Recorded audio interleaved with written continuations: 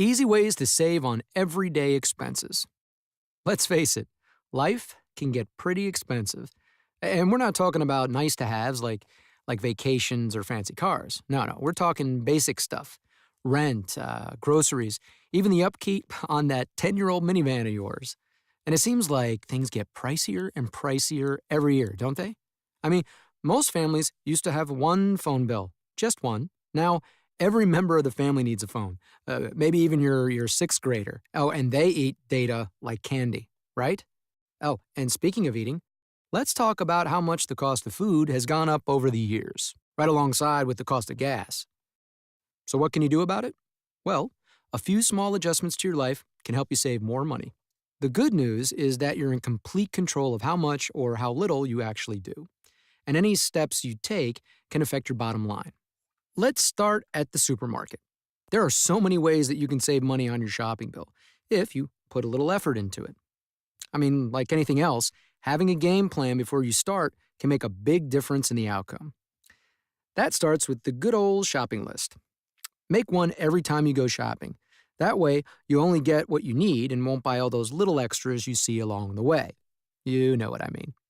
And switch to store brand groceries, because the private label foods are often 25% cheaper than name brands. Another good way to save is also one of the most obvious, clipping coupons. Yeah, start with coupons available in your Sunday newspaper right next to the funnies. But don't stop there, because there are many websites now that let you print coupons for free. There's a good list at the end of this video in the What to Do Next section. You'll save even more if you find a store that doubles coupons. And many times, stores will align their sales with the coupons in the paper at that time. So scan your local circulars. Oh, and don't forget to sign up for rewards programs either, from your bank or from the supermarket. Both can provide you with either discounts or cash back on the things you buy. There are many other small changes you can make that can save you a lot of money over time. Like the things you drink, for instance, can really add up. So instead of taking bottled water on the go with you, why not buy a filtered water bottle and fill it up with tap water instead? Little au naturel. That little change could mean hundreds of dollars back in your pocket over the course of a year. And what about those fancy coffee drinks you get every day? Skip the latte every morning and brew your own at home, and you could save over $700 throughout the year. You heard right, $700. And speaking of home brewing, what about home cooking? Cutting down on takeout food and restaurant meals can help you save significantly as well. So dust off those cookbooks, because cooking at home can save you hundreds a year, especially when you consider that the average family spends close to half of its food budget on meals away from home. Now, that's just the tip of the savings iceberg. Let's talk about ways for you to save big, really big, on your bills. Nowadays, everybody has cable, but its cost just seems to go up and up every year. According to smartmoney.com, the average monthly bill is around $86. Imagine having an extra $1,032 a year to sock away.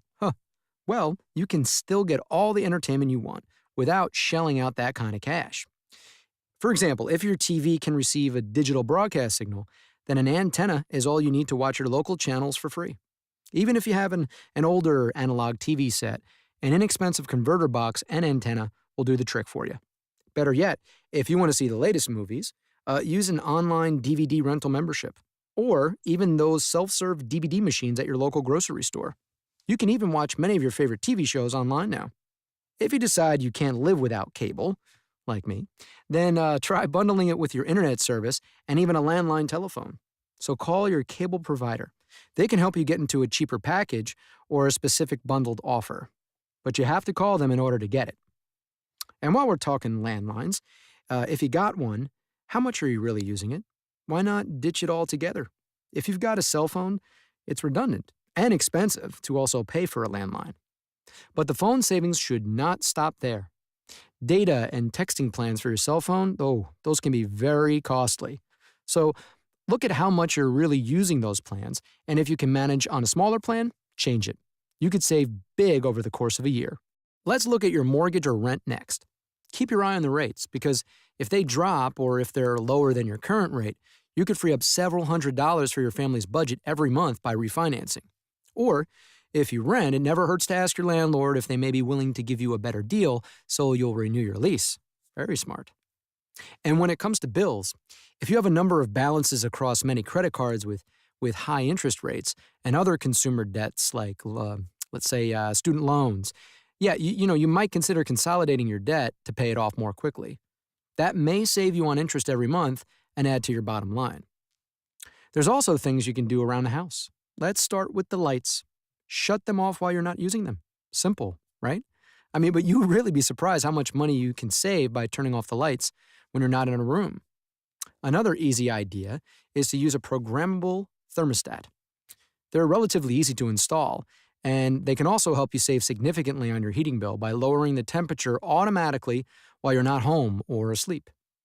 And don't forget to live green. The average family spends $1,900 a year on energy bills. You can find other ways to save by doing a home energy audit using a free calculator developed by the Environmental Protection Agency's Energy Star program. Yes, you will find it at EnergyStar.gov. You'll benefit financially by switching up your entertainment rituals too. Matinees and early shows are always cheaper when going to the movies. Or sample that hot new restaurant in town during lunch hours, when menu prices tend to be less expensive instead of going for dinner. And while you're dining out, instead of ordering a soda or juice, why not ask for tap water? And if you drive to work, try carpooling or switch to public transportation. Bus and train commuters can save thousands of dollars per year over drivers. And sharing a ride can dramatically help you save because you're cutting gas costs, not to mention wear and tear bills. Also, it's green. Saving more money. It's something we all want to do more of, especially when you've got tips like this to get you started. Now, whether it's a simple change like making your own coffee or something requiring a little more effort like bundling your cable, phone, and internet services, when you get creative with your efforts to save, it can really pay off. So if you keep track of your progress with a budget, you might be surprised that the little changes you make along the way can help to fatten up your piggy bank. And really, what's better than a fat and happy piggy bank?